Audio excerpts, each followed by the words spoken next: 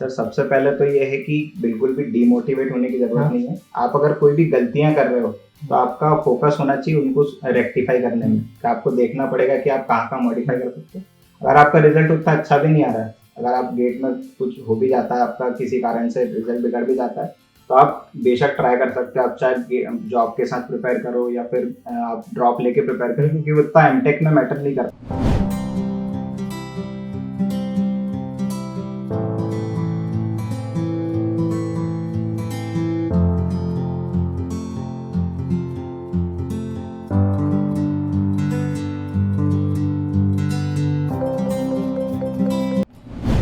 नमस्कार दोस्तों, आप लोगों का गेट एटीट्यूड के यूट्यूब चैनल में स्वागत है।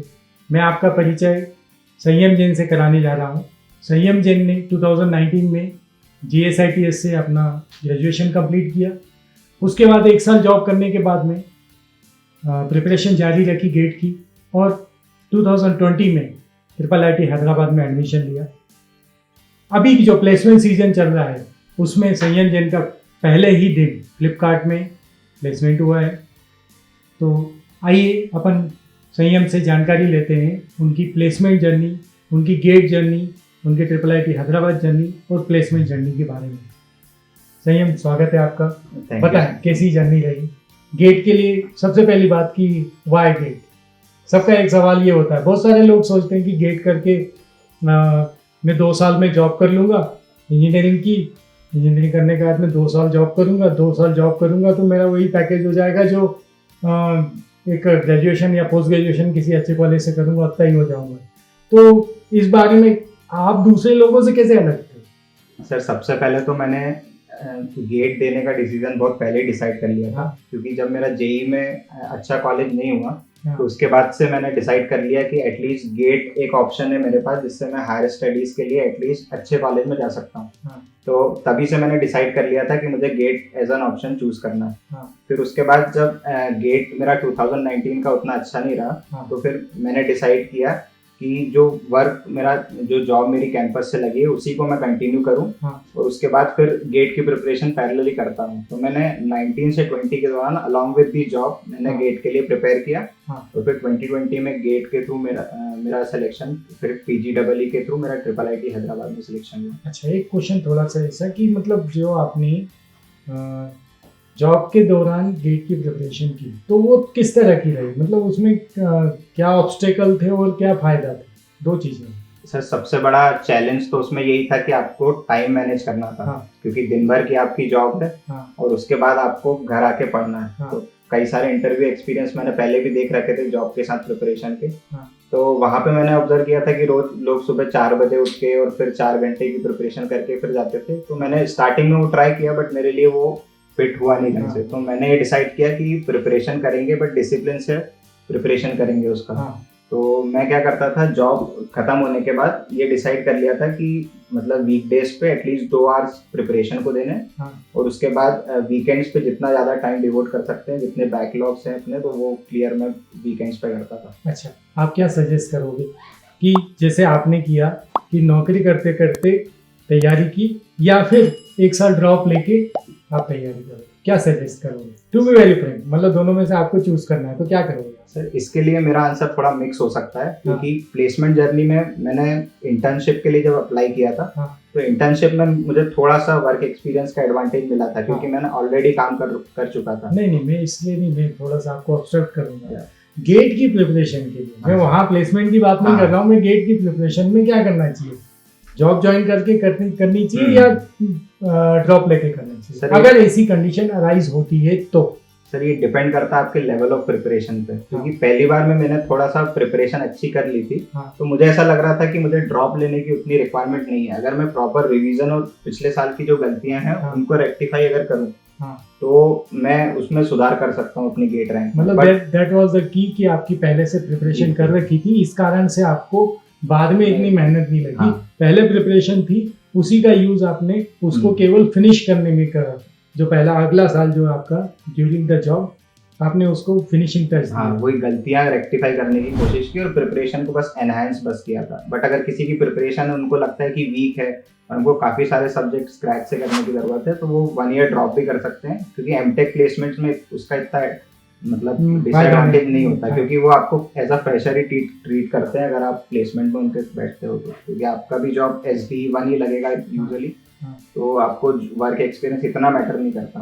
अच्छा मे भी आपको इंटरव्यू में थोड़ा सा एडवांटेज उसका मिल जाए, बट यूजुअली इतना नहीं करता। फ्लिपकार्ट में तो जीरो, अच्छा, कोई फायदा नहीं कोई मिलता फायदा नहीं मिलेगा, क्योंकि- जॉब एक्सपीरियंस का कोई फायदा बिल्कुल। नहीं। अच्छा, झील के बारे में कैसे मालूम पड़ा? सर जब मैंने डिसाइड कर लिया था कि मुझे अब गेट की प्रिपरेशन ही करनी है, तो फिर मैंने सीनियर से पूछना चालू किया। हाँ। तो जितने भी सीनियर से पूछा, सभी का एक ही आंसर था कि गेट एट झील जाओ, कोई हाँ। और दूसरी सोचने की जरूरत भी नहीं है। तो अच्छा, जैसे ही उनसे पता चला मुझे कि गेट एट झील है, तो उसी दिन मैं शाम को, जैसे ही मेरा सेमेस्टर ओवर हुआ और मैं आपसे मिलने के लिए आ गया था, और उस दिन आपने जो गाइड किया था, हाँ। बस उसके बाद से मैंने डिसाइड कर लिया था कि कोचिंग करना है सिर्फ झील से, और यहीं से बेस्ट प्रिपेयर करना जो भी। तो बस उसी दिन से मेरा डिसाइड हो गया था कि गेट एट झील ही ज्वाइन करना है। ग्रेजुएशन में वो IIT हैदराबाद की पढ़ाई में किस तरह काम करता? सर ग्रेजुएशन में जहाँ तक मैं मानता हूँ कि इतना अच्छा इन्वायरमेंट नहीं मिलता जितना Tier 1 कॉलेज में मिलता। और IIT हैदराबाद की एक मेन एडवांटेज है कि आपके जो सेमेस्टर और सब्जेक्ट्स हैं वो सब मिक्स होते हैं। मतलब आप ही की क्लासरूम में बीटेक के स्टूडेंट्स हैं, MSY रिसर्च के स्टूडेंट है, PhD है, कुछ वर्क एक्सपीरियंस वाले लोग भी हैं। तो आपके पास एक अपॉर्चुनिटी कि आप हर किसी से सीख सकते हो वहाँ पे। जो बीटेक के दौरान मुझे ऐसा लगा था कि इतना एक्सपोजर नहीं मिलता। दूसरी चीज़, आपके लेवल ऑफ असाइनमेंट्स इतने अच्छे होते हैं, और उसके अलावा प्रोफेसर इतने अच्छे होते हैं जो आपको रिसर्च में सपोर्ट करते हैं। तो वो एक एडवांटेज मिल जाता है जब आप Tier 1 कॉलेज को सेलेक्ट करते हैं। तो मतलब खींच देते हैं आपको पूरा? हाँ सर, असाइनमेंट्स और प्रोजेक्ट्स तो फुल पैक्ड होते हैं। तो सेमेस्टर के बीच में आपको बहुत रेयरली कोई टाइम मिलेगा कि आप कुछ एंजॉय करो, कि आपके पास लाइंड अप होते हैं, एक असाइनमेंट जाएगा, फिर दूसरा आएगा, फिर किसी का प्रोजेक्ट। छोड़ने की इच्छा नहीं होती? नहीं सर, एक बार आप मतलब पहले मतलब जाने के पहले थोड़ी काउंसलिंग की थी, काफी सीनियर से पूछा था, तब उन्होंने बता दिया था, तो माइंड को पहले से प्रिपेयर कर लिया था कि ऐसा एनवायरनमेंट रहेगा।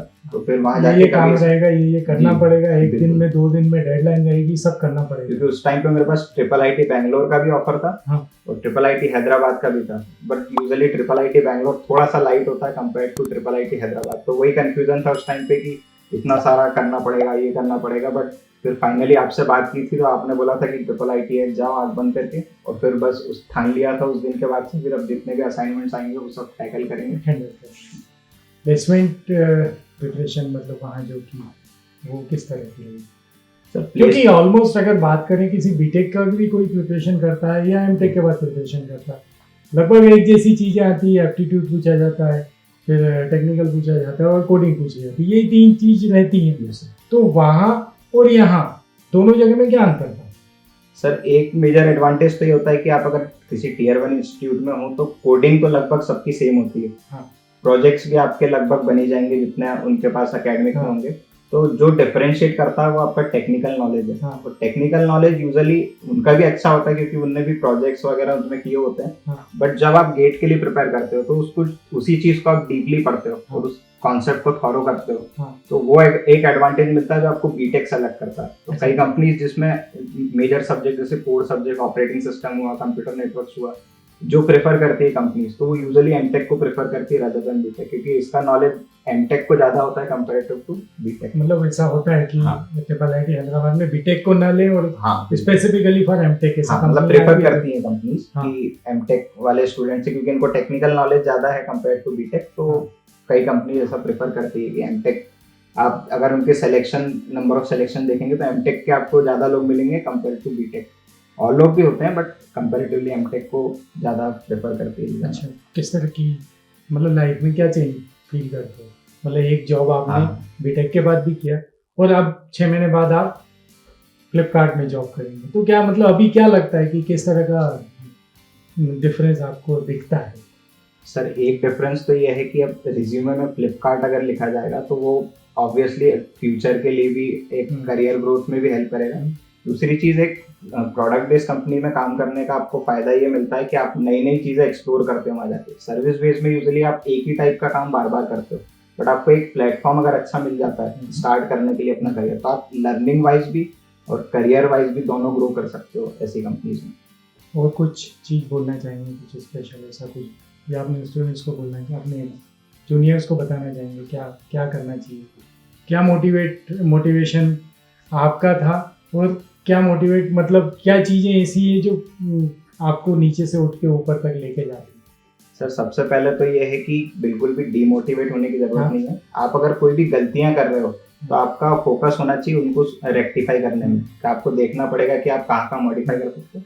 अगर आपका रिजल्ट उतना अच्छा भी नहीं आ रहा है, अगर आप गेट में कुछ हो भी जाता है, आपका किसी कारण से रिजल्ट बिगड़ भी जाता है, तो आप बेशक ट्राई कर सकते हो। आप चाहे जॉब के साथ प्रिपेयर करो या फिर आप ड्रॉप लेके प्रिपेयर करो, क्योंकि उतना एमटेक में मैटर नहीं करता। कंपनीज में कोई पूछता भी नहीं है कि आपने हाँ, इससे 1 पहले साल क्या का किया 2 था। साल का मेरे ख्याल से हाँ। ये तो मैं सुनते आया हूँ कि जी। ट्रिपल आईटी हैदराबाद में 5 साल का वर्क है, 7 साल का वर्क है, ऐसे लोग भी आपके साथ पड़े होंगे। बिल्कुल। और मेरे ख्याल से अधिकतर लोग वहाँ पर 25% 30% लोग जो होते हैं फ्रेशर होते हैं, बाकी तो सब जॉब एक्सपीरियंस वाले होते हैं। ऐसा ही है क्या? Yes yes, triple IT Hyderabad में भी लगभग वैसा ही केस है, जिसमें मोस्टली जॉब वर्क एक्सपीरियंस वाले भी काफी लोग हैं। हाँ। और साथ में कुछ लोग ऐसी फैसिलिटी भी है कि कुछ लोग जॉब के साथ भी पढ़ सकते हैं। यहाँ पे पीजीएसएसपी कोर्स भी है। अच्छा, ऐसा तो कुछ भी लोग है। जॉब कर रहे होते हैं ऑलरेडी एमएनसी में, फिर भी यहाँ पे सीखने के लिए आते हैं, पढ़ने के लिए, एक्सप्लोर करने के लिए। तो ये भी एक अच्छी अपॉर्चुनिटी कि आपको ये नहीं मालूम था मुझे। वर्किंग प्रोफेशनल के साथ भी आप पढ़ सकते हो, तो वो भी एक आपके लिए एड ऑन होता है बाकी दूसरे कॉलेजेस के रिस्पेक्ट में। तो आप लोगों के लिए यही एक मैसेज है एक अच्छे प्लेसमेंट के लिए। नंबर 1 एप्टीट्यूड, नंबर 2 नोट्स और टेक्निकल नॉलेज, जैसा कि संयम ने बताया कि टेक्निकल नॉलेज, और नंबर 3 दैट इज प्रोग्रामिंग। दूसरी चीज जो नोट्स है वो आप गेटेड ज़ील की ऐप डाउनलोड करें, वहाँ पर आपको गूगल ड्राइव की लिंक मिल जाएगी, तो आपके नोट्स हो गए, आपकी प्रिपरेशन के लिए बहुत सारी हेल्प हो जाएगी। दूसरी चीज प्रोग्रामिंग, गेटेड ज़ील बहुत ही जल्दी आपके सामने लेकर आ रहा है सी प्रोग्रामिंग का एक प्रोग्राम। आप हमारा यूट्यूब चैनल सब्सक्राइब कीजिए और उस सीरीज का पार्ट बनिए, साथ में पढ़िए वो। So thank you very much संयम फॉर दिस कन्वर्सेशन। बहुत बहुत शुभकामनाएं भविष्य के लिए। एंड में मैं आप सर को और मैम को और पूरी गेटेड ज़ील टीम को थैंक यू बोलना चाहूँगा, जिन्होंने थ्रू आउट जर्नी बहुत हेल्प किया। और कभी भी करियर में डाउन ऐसा फील होता है तो कभी भी मैं आके सर से मिल लेता हूँ, मैम से मिल लेता हूँ, तो वापस मोटिवेट होकर वापस दोबारा प्रिपरेशन में लग जाता हूँ। तो कभी भी ऐसा फील नहीं हुआ कि कभी अकेला पड़ गया हूँ या कुछ ऐसा है। तो सर मैम का हमेशा साथ रहा था, तो वही है। थैंक यू, बहुत बहुत धन्यवाद। Thank you. Thank you.